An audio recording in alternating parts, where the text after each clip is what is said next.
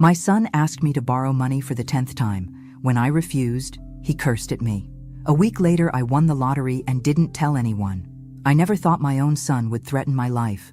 The child I sacrificed everything for became a stranger, consumed by addiction. Before we begin, subscribe and tell me where in the world you're watching from.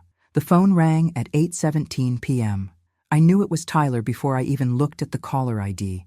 My stomach tightened into that familiar knot, the one that appeared like clockwork every time my son called these days. "Mom, I need to see you.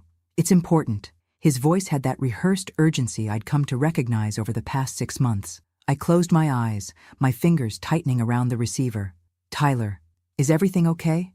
I just really need to talk to you in person," he said, avoiding my question.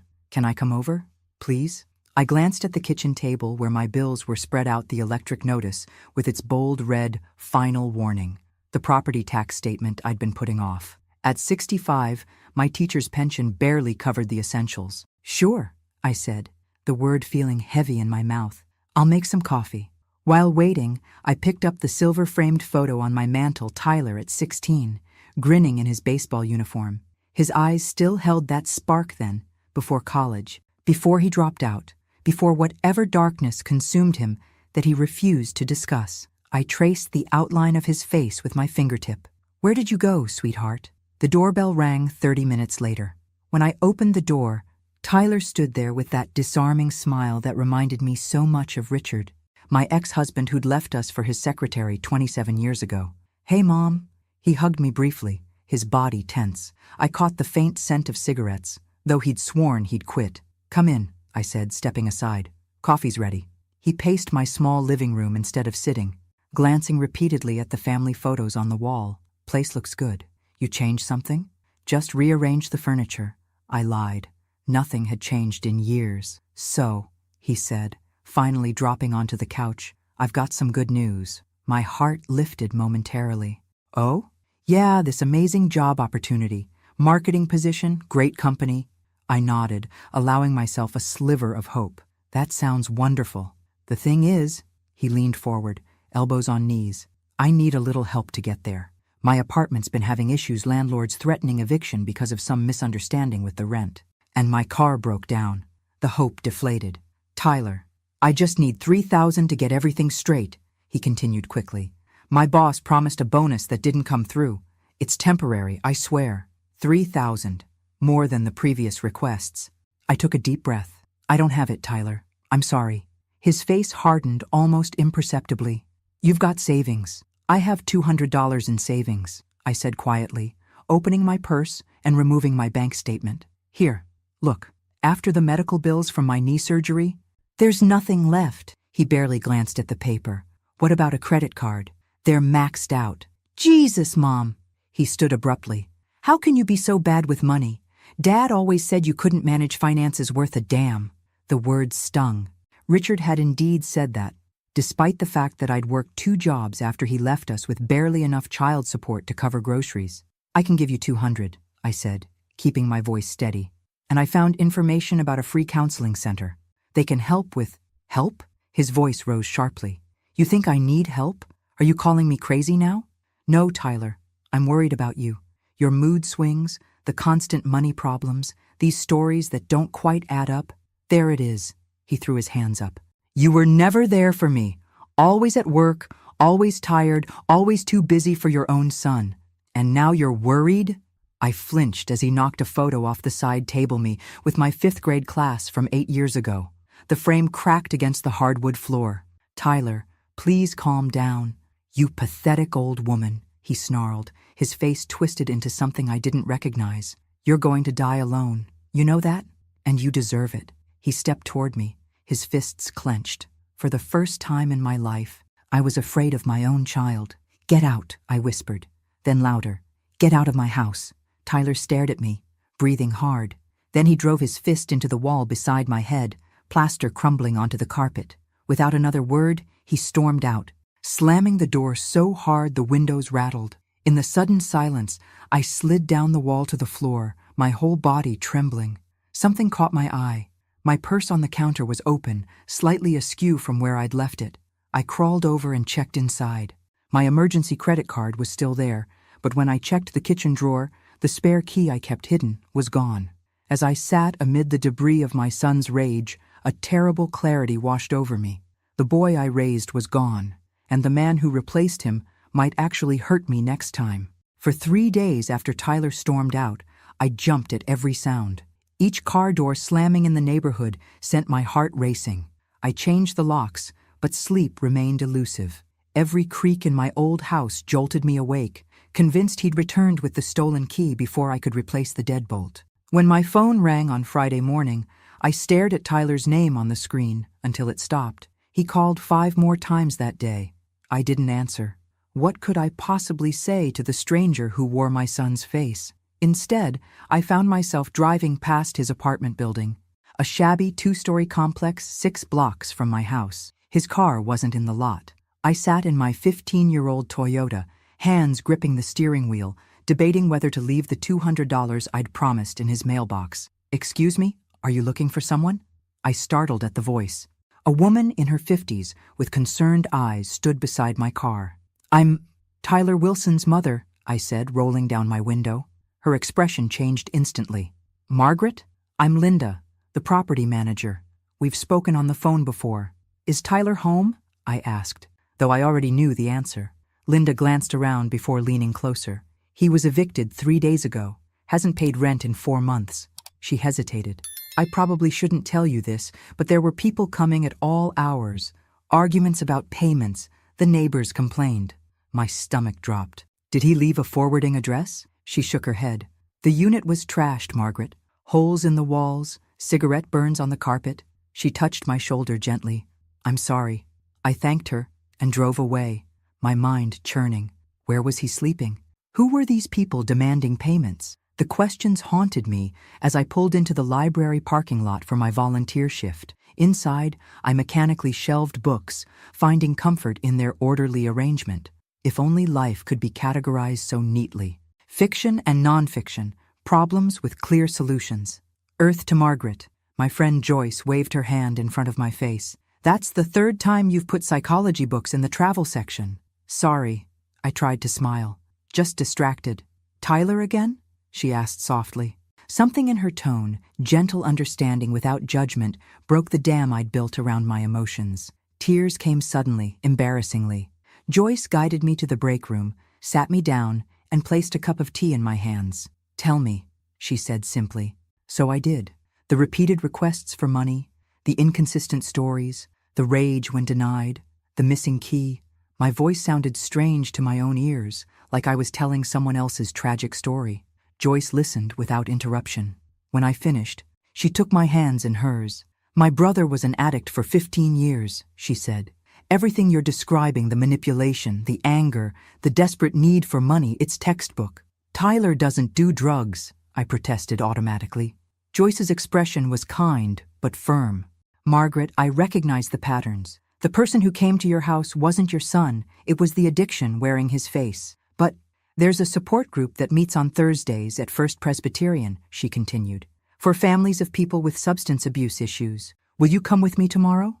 I wanted to refuse, to defend Tyler, but the memory of his fist punching the wall inches from my head silenced my objections. The next evening, I sat in a circle of strangers who didn't feel like strangers. Their stories mirrored mine with eerie similarity: parents, siblings, children, transformed into manipulative strangers by chemical dependence. A social worker named Sarah spoke directly to my deepest fears.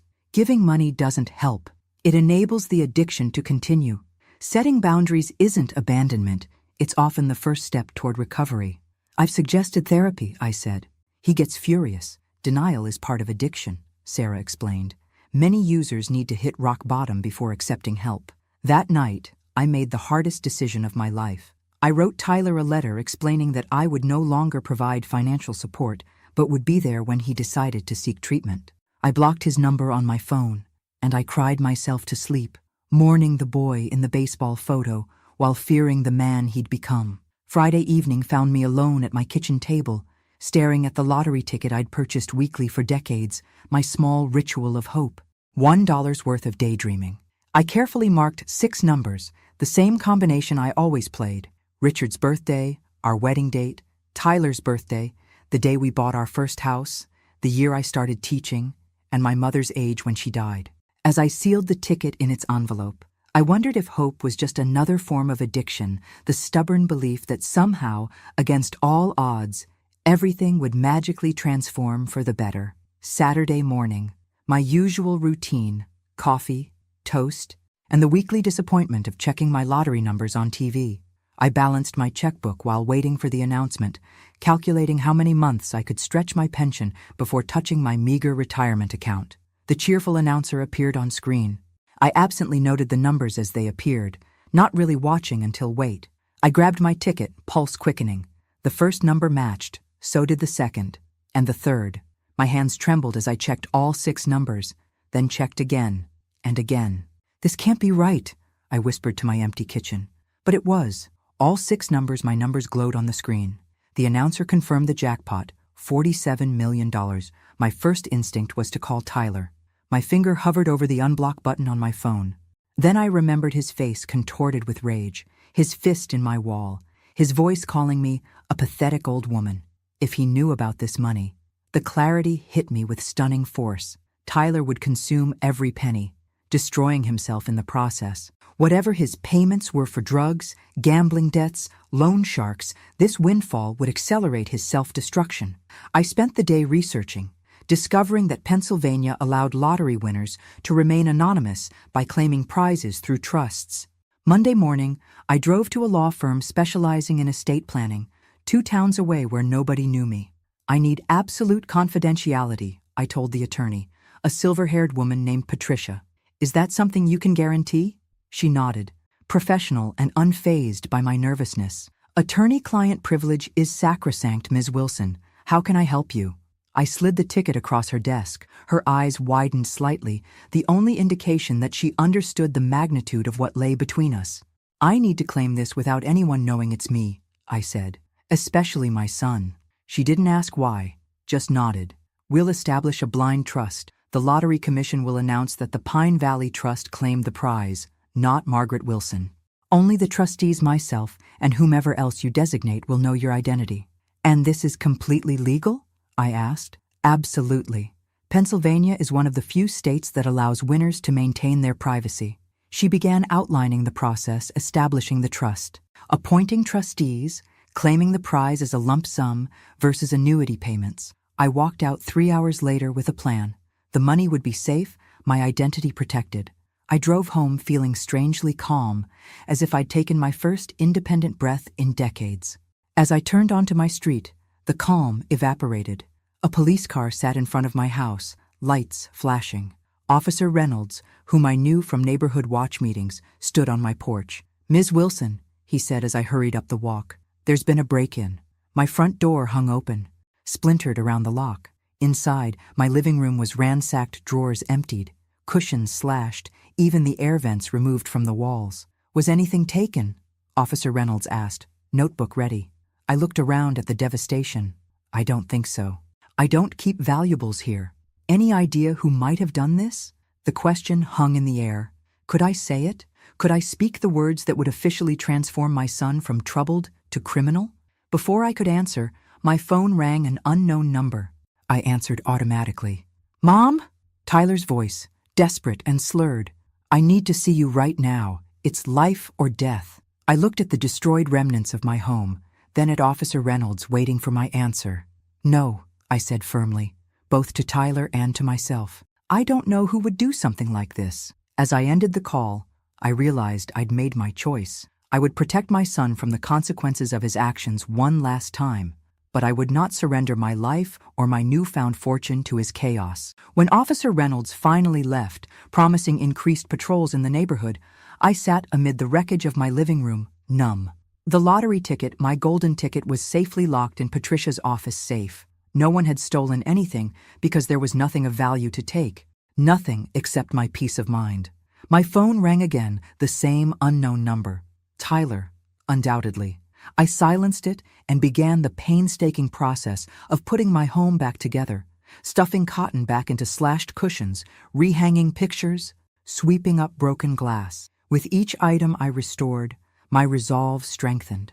I would not be a victim, not of Tyler's addiction, not of Richard's abandonment, not of my own misplaced maternal guilt. As I swept shards of my favorite teacup into a dustpan, another call came through Joyce. "The library just called," she said. "You didn't show up for your shift, and you've never missed without calling. Are you okay?" I hadn't even remembered it was my day to volunteer. "Someone broke into my house," I said, my voice steadier than I expected. "Oh my God, I'm coming over." "No, I'm fine, really. Margaret Wilson. I'll be there in 10 minutes with dinner and a bottle of wine, and I won't take no for an answer." True to her word, Joyce arrived carrying Chinese takeout and Merlot. She gasped at the lingering disarray, but asked no questions as she helped me finish cleaning. We ate at my kitchen table, the wine loosening my tongue. "I think it was Tyler," I confessed, "but I didn't tell the police." Joyce nodded, unsurprised. "What are you going to do now?" "I don't know," I said honestly. Then, making a split-second decision to trust her, "Joyce, something else happened, something big, but you have to promise not to tell anyone." Her eyes widened as I told her about the lottery win and the trust. When I finished, she let out a low whistle. $47 million, she murmured. "And you're not telling Tyler." "I can't," I said simply. "It would kill him." The next morning, I met with Patricia again. We finalized the blind trust with her as primary trustee. The Pine Valley Trust officially claimed the lottery prize, opting for the lump sum payment of $29.3 million after taxes. Patricia helped me establish a new bank account under an LLC, separate from my personal finances. We created a conservative investment strategy to ensure the principal remained untouched while generating income. "What about your son?" she asked carefully. "Do you want to include any provisions for him?" I hesitated. "Not directly, not yet, but I'd like to set aside a portion that could potentially help him in the future for treatment or education if circumstances change." She nodded, making notes. "And for yourself? Any immediate plans?" For the first time, I considered what this windfall meant for me personally. All my adult life had been defined by sacrifice for Tyler, for my students, for everyone but myself. "I'd like to fix up my house," I said finally. "Nothing extravagant, just repairs I've been putting off. And maybe a trip somewhere." "Ms. Wilson," Patricia said gently, "you can afford to dream bigger." That afternoon, I drove home along a familiar route, but saw my neighborhood with new eyes. My little house with its peeling paint and sagging porch could be transformed. I could move anywhere, do anything. The possibilities were dizzying. As I turned onto my street, my newfound optimism evaporated.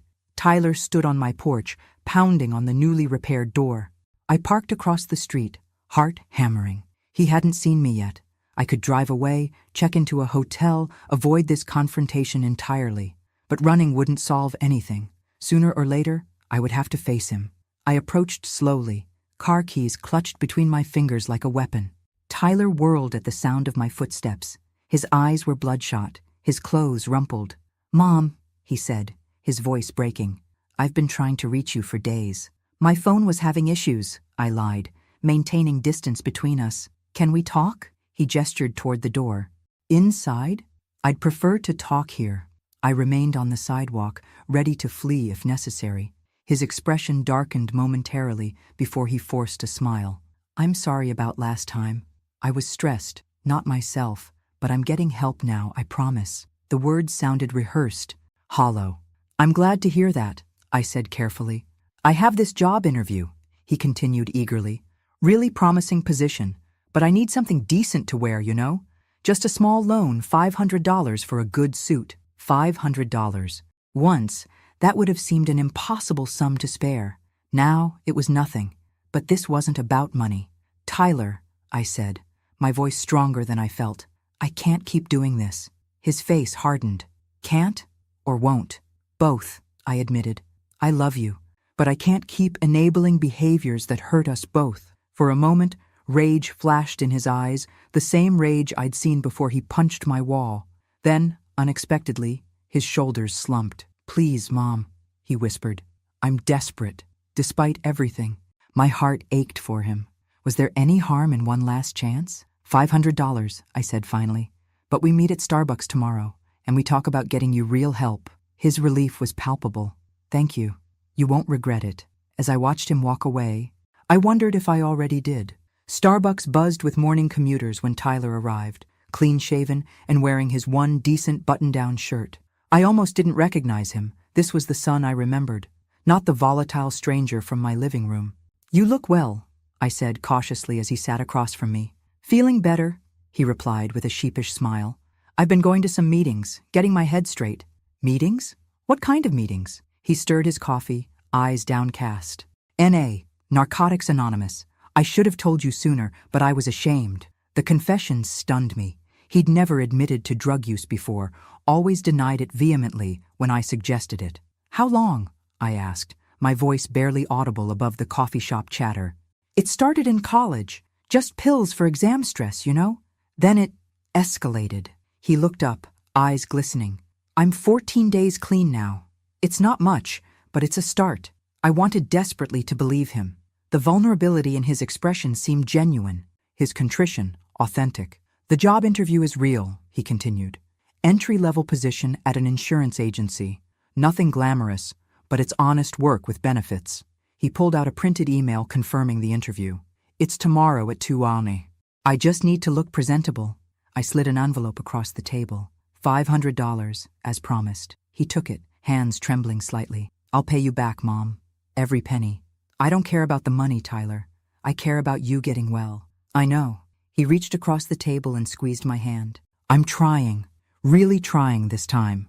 Over the next 3 weeks, Tyler became the son I'd longed for all these years. He called regularly just to check in, never asking for money. He got the insurance job and proudly showed me his first paycheck. He brought dinner on Sundays, helped fix my leaky faucet, and spoke openly about his recovery struggles. "One day at a time," he'd say, echoing the N.A. mantra he claimed to have embraced. I began to relax, to hope. Maybe the break-in had been someone else. Maybe hitting rock bottom had finally shocked him into change. Maybe I could eventually tell him about the lottery winnings and even set up a trust for him. We settled into a comfortable routine.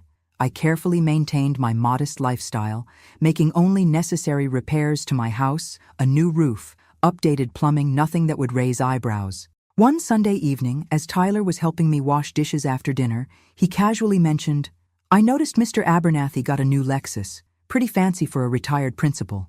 "His daughter's a surgeon in Boston," I replied. "I think it was a birthday gift." "Speaking of cars," Tyler continued, "yours is what, 15 years old? Ever think about upgrading?" I changed the subject, but the question lingered uneasily. Had he noticed something? Was he fishing for information?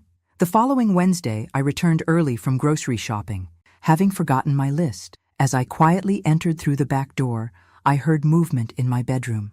Tyler stood at my dresser, rifling through my jewelry box. He hadn't heard me come in. "What are you doing?" I asked. He jumped, nearly dropping the small pearl earrings Richard had given me on our 5th anniversary. "Jesus, Mom, you scared me." "Why are you in my bedroom?" My voice was surprisingly steady. "I was looking for aspirin," he said quickly. "Migraine. In my jewelry box?" His expression shifted, the mask of the devoted son slipping for just an instant. "I thought maybe you had one of those pill cases, you know, the decorative kind." It was a flimsy lie, but I pretended to accept it.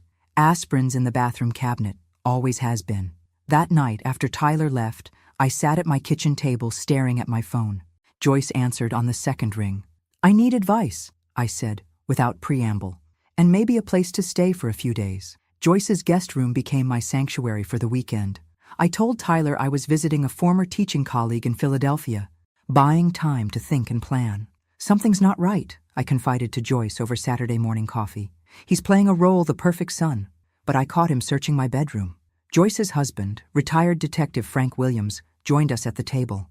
"Margaret, I don't want to overstep, but have you considered putting up cameras?" The suggestion horrified me. Initially, spying on my own son felt wrong. But then I remembered the ransacked living room, the fist through my wall, the missing key. "I know a guy who installs security systems," Frank continued. "Discreet ones. I could give him a call." Monday morning, while Tyler was at his job, 2 tiny cameras were installed in my living room and hallway, accessible through a secure app on my phone. The installer also updated my home security system and added new deadbolts. "Mom, you're being paranoid," Tyler said, when he noticed the security company sign in my yard that evening. This neighborhood is perfectly safe. Tell that to whoever broke in last month, I replied evenly. He flinched almost imperceptibly. Right. Good point. The installer had placed cameras strategically, one in the living room overlooking the entryway, another in the hallway leading to my bedroom and home office, but none in private spaces like bathrooms or bedrooms. I needed evidence, not invasion. For 3 days, nothing unusual appeared on the cameras. Tyler visited for dinner on Thursday, behaving like the attentive son he'd recently become. I began to doubt my suspicions, wondering if I was seeing problems where none existed. Then Friday morning, my phone alerted me to motion at my house. On screen, Tyler unlocked my front door with the key I'd never given him. He moved purposefully through the living room to my home office, where he began methodically going through my files. I watched, heart pounding, as he photographed my bank statements, insurance documents, and the paperwork for my pension plan. He spent nearly 40 minutes searching before leaving, carefully relocking the door behind him. With shaking hands, I called Patricia. I need another layer of protection, I told her. My son is searching for financial information. She arranged for a forensic accountant and private investigator to meet us that afternoon. The investigator, Michael Reeves, was a former FBI agent with a calm demeanor that immediately put me at ease. Based on what you've told me, Ms. Wilson, your son is looking for assets, he explained. The question is why? He needs money, I said simply. For drugs? Michael asked. I thought so, but now I'm not sure. He claims to be in recovery, working at an insurance agency. Michael interrupted gently. Have you verified his employment? I stared at him. No. He showed me a paycheck, but would you mind if I looked into that? Michael asked, along with his recent activities and associations. I hesitated only briefly before nodding. Whatever Tyler was involved in, I needed to know.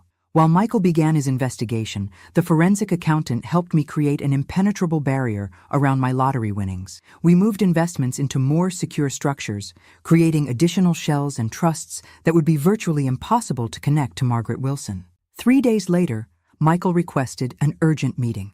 His expression was grave as he spread photographs across Patricia's conference table.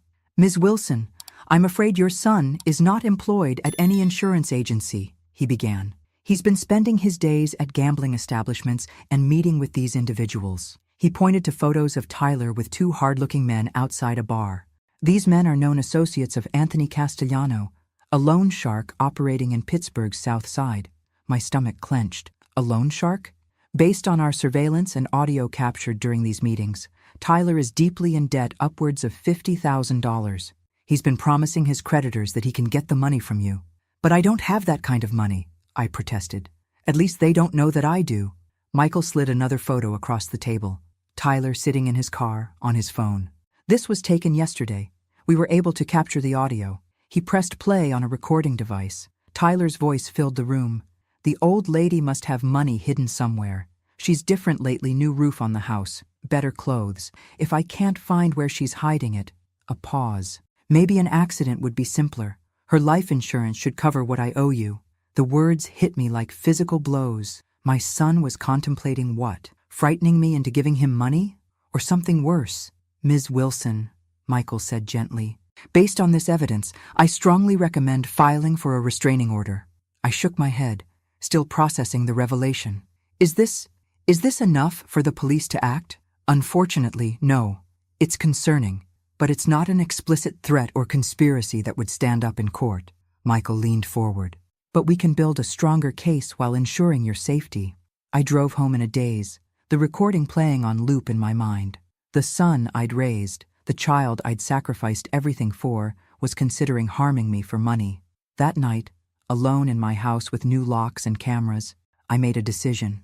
I would no longer be passive, waiting for Tyler's next move. Whatever demons drove him, addiction, gambling, desperation, I needed to protect both of us from their destruction. Tomorrow, I would begin fighting back. Dr. Elena Martinez leaned forward in her chair, her eyes gentle but probing. Tell me again what Tyler said on the recording. I repeated the words that had haunted me for days, my voice barely above a whisper. The support group had emptied out 20 minutes ago, leaving just Dr. Martinez and me in the church basement. And how does that make you feel? She asked. I laughed bitterly. How does it make me feel that my son is considering harming me for insurance money? Devastated. terrified, and somehow still worried about him. Dr. Martinez nodded. That's the contradiction every parent in your situation faces. You simultaneously fear your child and fear for them. I don't know what to do, I admitted. Part of me wants to confront him, but another part is afraid of what might happen if I do. Your fear is justified, she said. With addiction this severe, especially complicated by gambling debts, unpredictability is the only predictable element. She paused, considering. What resources do you have right now? I thought about the millions sitting in accounts under the Pine Valley Trust, resources that could solve Tyler's immediate financial problems, but would likely accelerate his self-destruction. I have some savings, I said cautiously, and good friends, a lawyer. You need a strategic approach, Dr. Martinez said. From what you've described, Tyler has shown escalating patterns of manipulation, invasion of privacy, and now potential threats. This isn't just addiction, it's something more complex. What do you mean?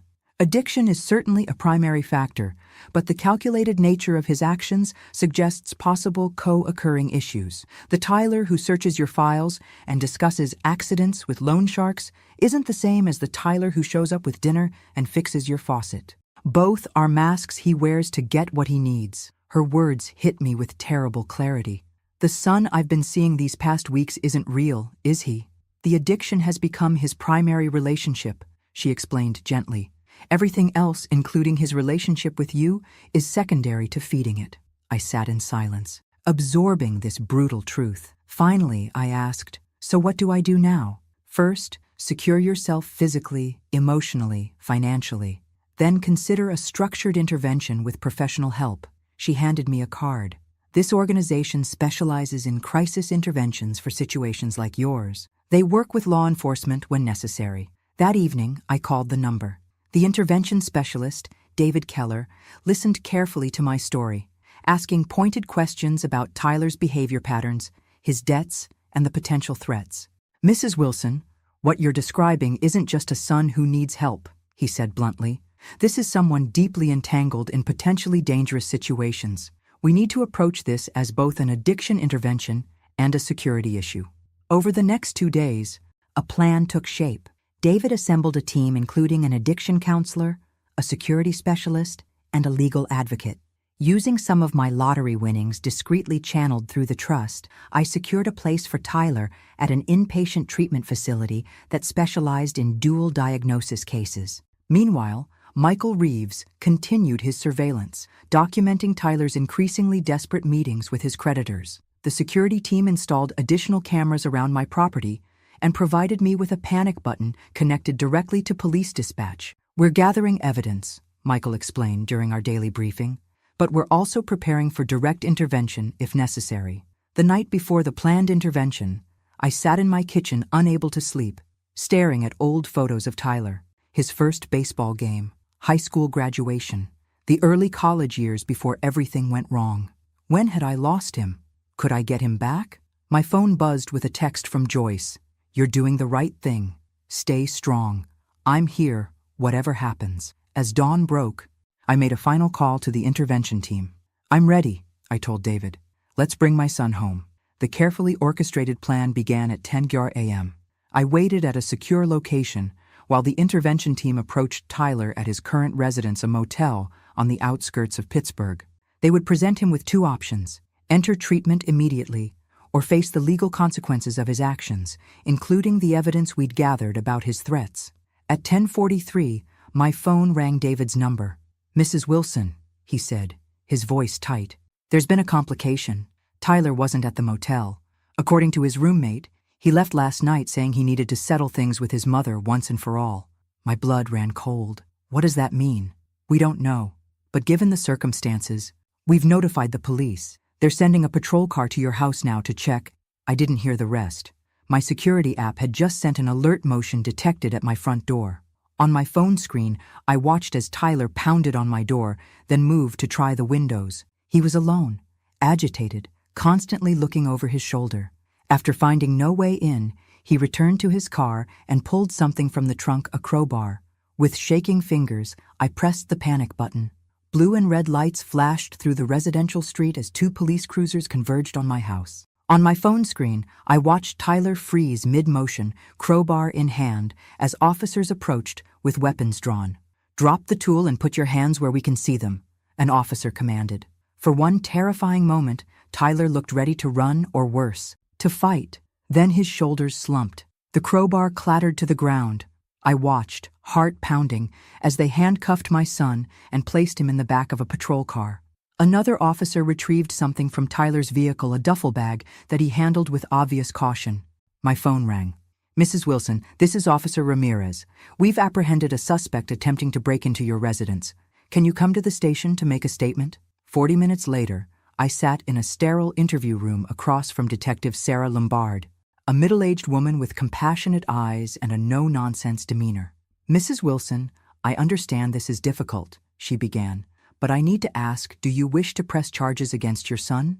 "What exactly was he arrested for?" I asked, my voice surprisingly steady.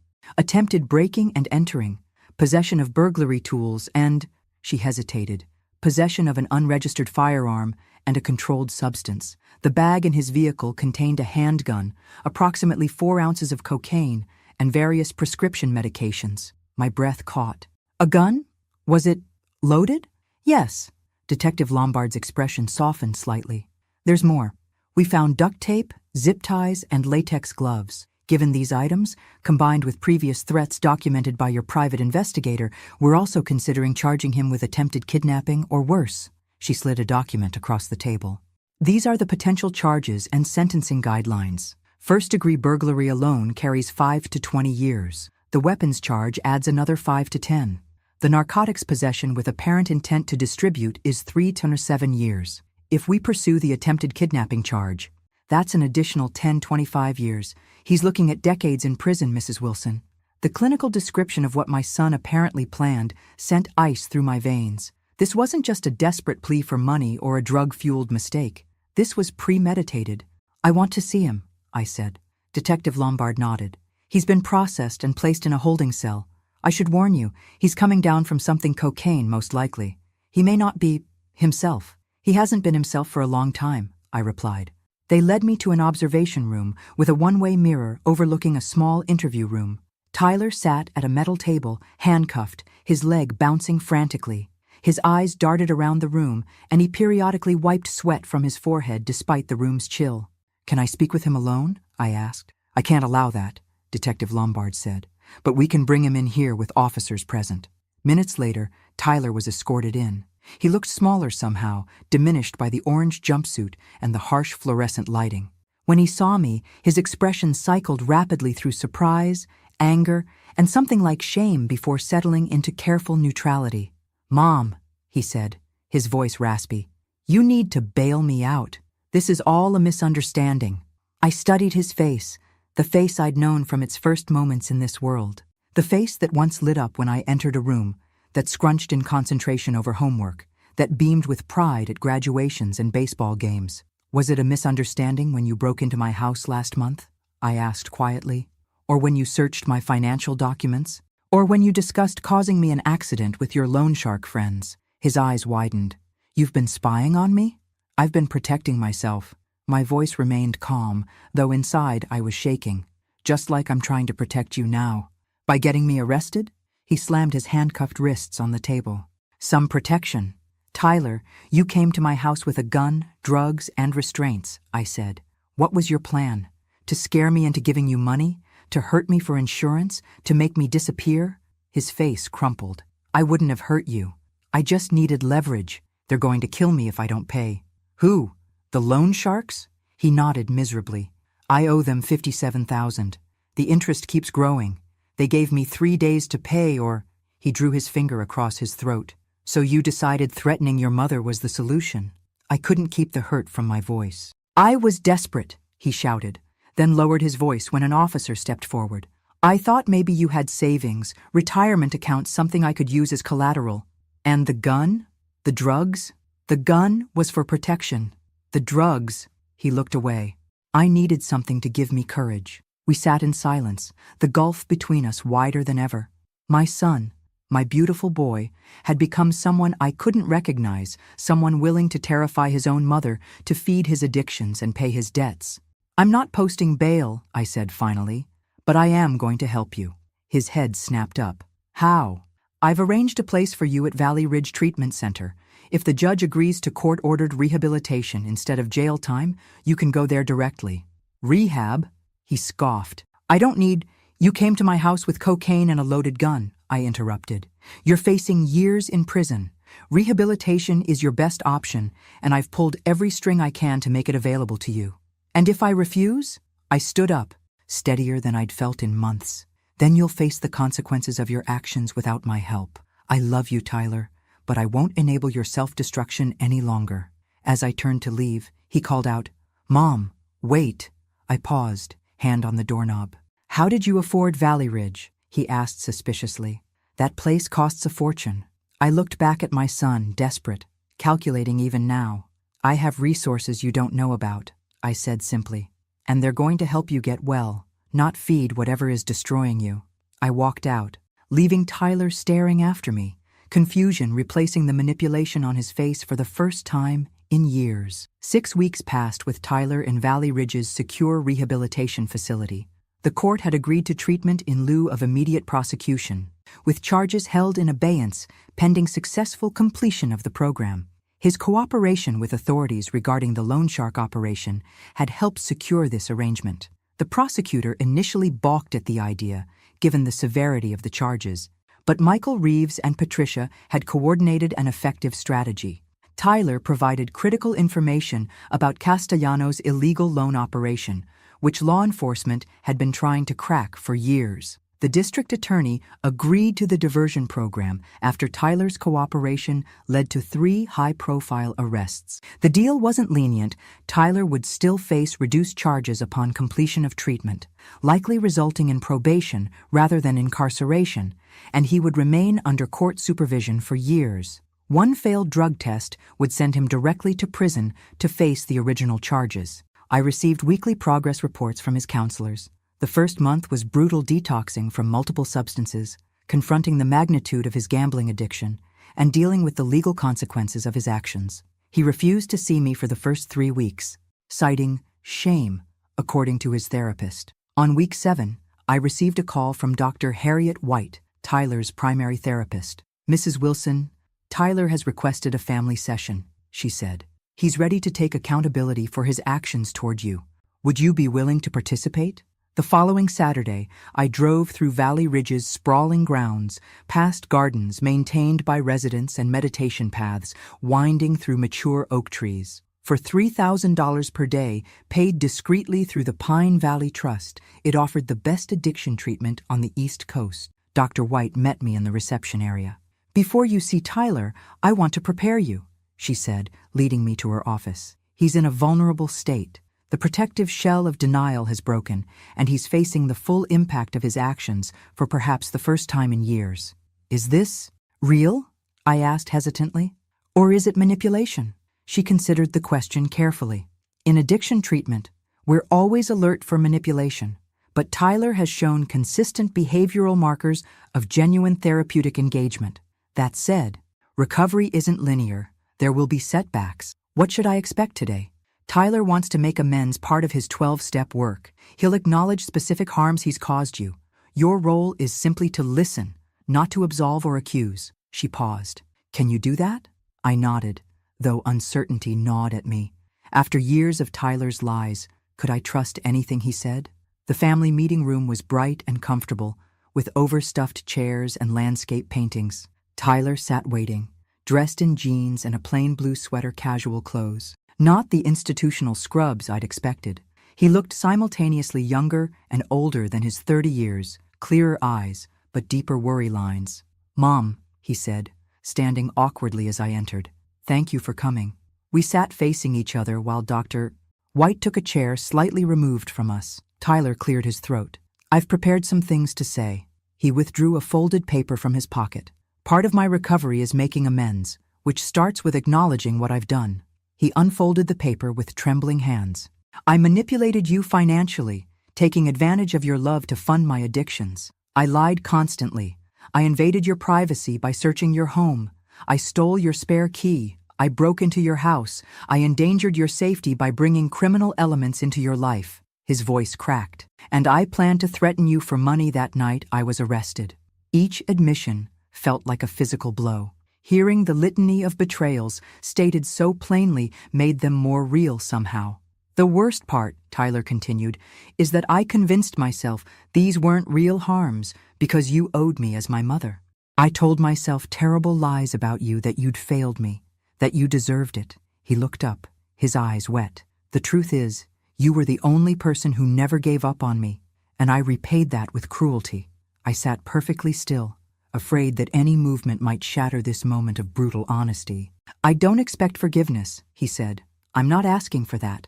I just want you to know that I see clearly now what I've done, and I'm committed to change." When he finished, silence filled the room. Dr. White nodded encouragingly toward me. "Thank you for your honesty," I said finally. "I want to believe you're changing, but you're not sure you can," Tyler finished for me. "I understand. Trust has to be earned." Something in his acceptance, the lack of defensiveness or manipulation, felt different from all our previous interactions. "Tell me about your treatment," I said, changing direction. "What are you learning?" For the next hour, Tyler spoke with surprising insight about his dual diagnoses, substance use disorder and gambling addiction, complicated by depression and possible bipolar tendencies. He described his daily routine of therapy, group sessions, and mindfulness practices. He spoke about facing the wreckage of his choices without making excuses. As our session concluded, Dr. White asked, "Is there anything else either of you would like to address today?" Tyler hesitated. "There is one thing." He turned to me. "Mom, I know you're hiding something important. Something changed before I was arrested. You had money for this place, for the private investigator." My pulse quickened. How much had he pieced together? "Did you sell the house?" he asked. "Cash out retirement accounts? Whatever it is, I'm worried you've compromised your future to help me." The irony nearly made me laugh. After years of seeking my money, now he was concerned about my financial security. "I have resources that are being managed responsibly," I said carefully. "That's all you need to know right now." "But, Tyler," I interrupted gently, "part of recovery is accepting boundaries. My financial situation is a boundary I'm establishing." He looked ready to argue, but caught himself. "You're right," he said after a moment. "I don't have the right to question that, especially given my history." As I drove home, I replayed the session in my mind. The change in Tyler seemed genuine, but experience had taught me caution. Real recovery would require more than words. It would demand consistent action over time. Still, for the first time in years, I allowed myself to feel something dangerous: hope. The conference room of Mercer and Hodge law firm buzzed with activity as Patricia guided us through the final paperwork establishing the New Dawn Foundation. After 9 months of planning, my vision was becoming reality.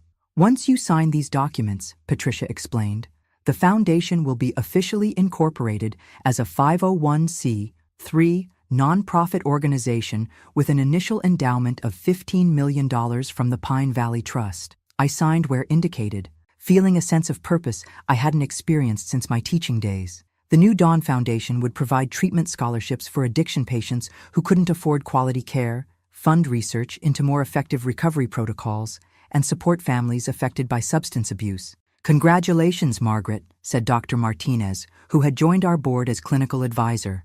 "This foundation will change countless lives." To protect my privacy, I would serve officially only as a board member and program director, not as the primary donor. The organizational structure created by Patricia's team effectively obscured the connection between the lottery winnings and the foundation. As our meeting concluded, Dr. Martinez stayed behind. "Have you thought about what you'll tell Tyler?" she asked. "He's completing his program in 3 weeks." Tyler had now been at Valley Ridge for nearly 11 months. His recovery, while not without setbacks, had been remarkable. He had maintained sobriety, engaged fully in therapy, and even begun mentoring newer patients.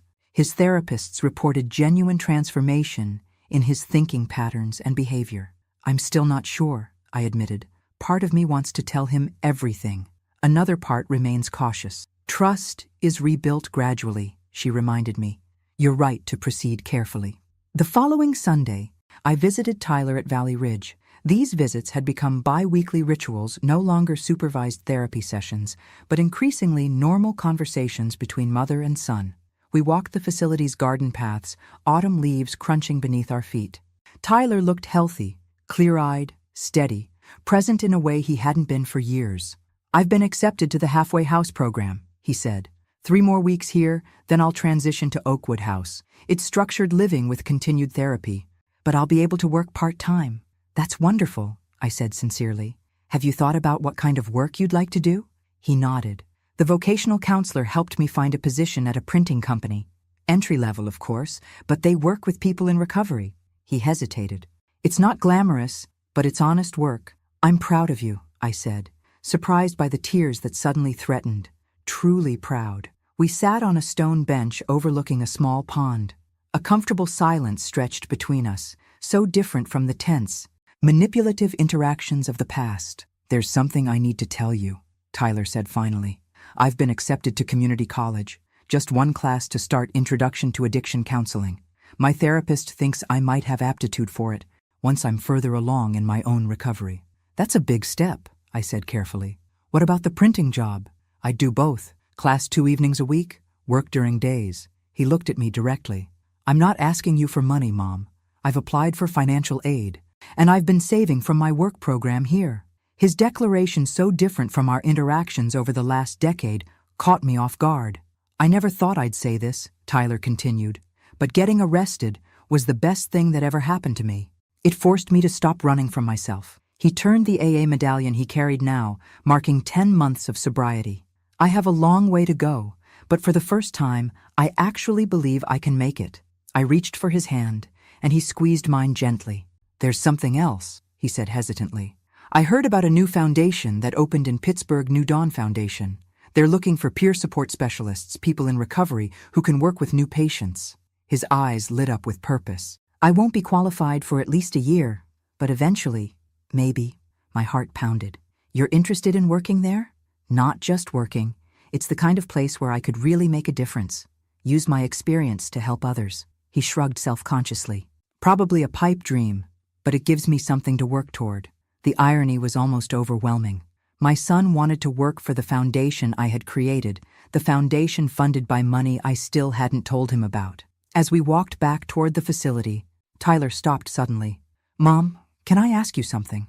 It's been bothering me." I tensed, bracing for questions about my finances. "Have you been taking care of yourself?" he asked instead. "All this time, your focus has been on me and my problems. But what about you? What do you want for your life?" The question startled me. In all our years together, Tyler had never asked about my desires, my dreams. "I'm working on that," I said truthfully. "For so long, I defined myself by my roles: teacher, mother, caretaker.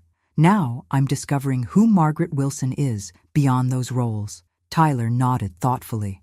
"I'd like to get to know that Margaret." 2 days later, I sat in Patricia's office, having made my decision. "I want to create a separate trust for Tyler," I told her, "but with conditions." Together, we designed a structured trust that would activate only after Tyler maintained 5 years of verified sobriety. Even then, distributions would be limited to education, healthcare, or legitimate business investment, never cash that could enable relapse.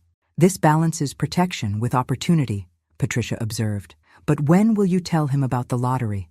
"Not yet," I said firmly. "Recovery is still too fragile. For now, let him focus on building his life from the ground up. The foundation is giving him purpose, a goal to work toward. That's worth more than money." As I left Patricia's office, my phone chimed with a text from Joyce. "Dinner tonight? Frank and I have a proposal for that European trip we've been discussing." I smiled, typing back, "I'll bring the wine." For the first time in decades, I was building a life centered around my own joy rather than someone else's needs.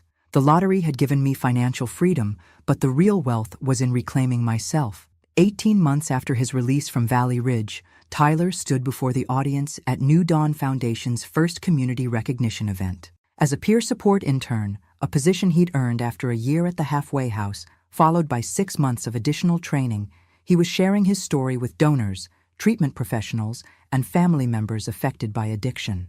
"My rock bottom wasn't losing my home or my job," he said, his voice steady. It was the moment I realized I'd become the kind of person who would threaten his own mother, the one person who never stopped believing in me. I watched from the back of the room, my chest tight with complicated emotions. Tyler had no idea I was there as the Foundation's program director who worked primarily behind the scenes. My attendance wasn't expected at this smaller event. Recovery isn't just about staying sober, Tyler continued. It's about becoming someone you can respect when you look in the mirror. I'm still working on that every day. After the presentations, I slipped out before Tyler could see me. My taxi driver recognized me as I gave him my address. "Hey, aren't you Tyler Wilson's mom?" he asked, glancing at me in the rearview mirror. "My brother's in the new Dawn program. Says your son is one of the best peer counselors they've got."